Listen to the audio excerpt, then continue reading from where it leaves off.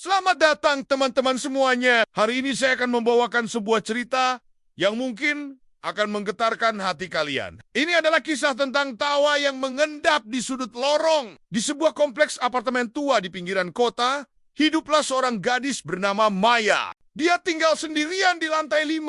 Apartemen nomor ke-505, Maya adalah seorang ilustrator freelance yang lebih sering menghabiskan waktunya di dalam ruangan, menggambar hingga larut malam. Suatu malam, ketika jam menunjukkan pukul 11, Maya mendengar suara tawa anak-anak dari lorong di depan apartemennya. Awalnya dia mengabaikannya, tapi suara itu terus terdengar riang, namun entah mengapa terasa hampa. Maya memberanikan diri mengintip melalui lubang pintu. Lorong itu kosong.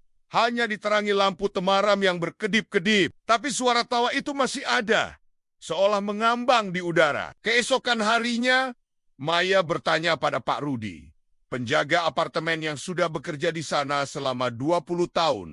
Pak Rudi terdiam sejenak sebelum menceritakan sebuah kisah yang terjadi 15 tahun lalu. Dulu ada sekelompok anak-anak yang sering bermain di lorong lantai 5. Mereka adalah anak-anak dari para penghuni apartemen. Setiap sore mereka berkumpul, bermain petak umpet dan kejar-kejaran. Tawa mereka selalu memenuhi lorong itu.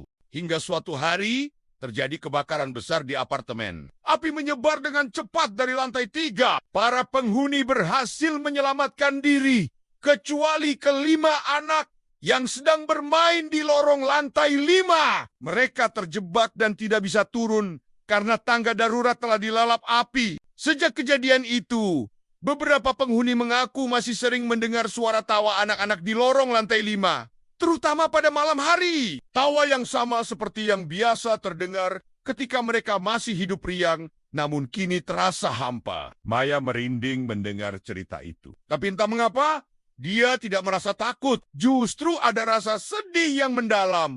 Membayangkan anak-anak yang hidupnya terenggut terlalu cepat, yang tawanya masih mengendap di sudut lorong tempat mereka terakhir bermain. Sejak itu, Maya mulai menaruh perhatian khusus pada lorong di depan apartemennya. Dia sering meletakkan mainan-mainan kecil di sudut lorong mobil-mobilan, boneka, dan buku gambar. Kadang dia juga menggambar dengan kapur di lantai lorong, membuat area permainan seperti ular tangga atau engklek. Para penghuni lain awalnya memandang aneh perilaku Maya, tapi lambat laun mereka mulai memahami. Beberapa bahkan ikut berkontribusi dengan memberikan mainan atau menggambar bersama Maya. Suatu malam, Maya terbangun karena mendengar suara tawa yang familiar.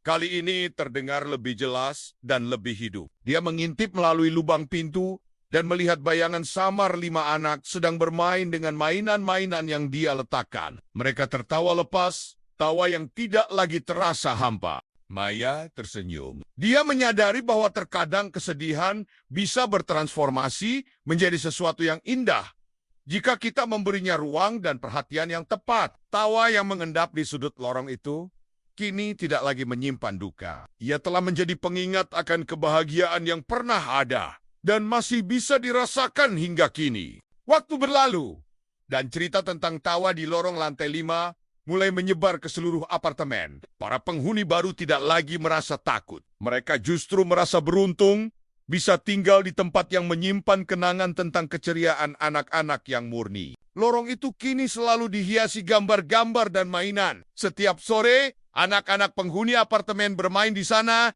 mengisi lorong dengan tawa baru, dan di malam hari, ketika semua orang tertidur, tawa lama yang mengendap di sudut lorong akan bergabung dengan tawa baru, menciptakan harmoni yang indah. Maya masih tinggal di apartemen ke-505.